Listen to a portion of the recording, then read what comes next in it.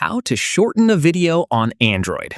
This tutorial shows you how to trim any video directly on your device without needing a third-party app. First, open the Gallery app on your Android device and find the video you want to trim. After that, tap on the video to open it. From there, tap on the Edit icon at the bottom of the screen. At this point, you'll see a timeline at the bottom with handles on both sides. These are your trim handles. In the next step, drag the left handle to set where you want the video to start. Following this, drag the right handle to set where you want the video to end.